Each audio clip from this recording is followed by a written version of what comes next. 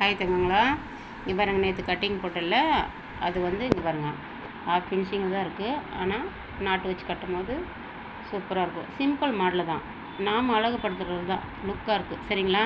அதே மாதிரி தான் நம்ம வாழ்க்கையில் கஷ்டங்கள் வரும்போது நாம் அதை கஷ்டம்னு நினைக்காம ஈஸியாக எடுத்துக்கிட்டோம்னா ஈஸி தான். அதுவே இது நமக்கு பெரிய கஷ்டம்னு எடுத்துக்கிட்டோம்னா அது நம்மளுக்கு பெரிய சுமை தான்.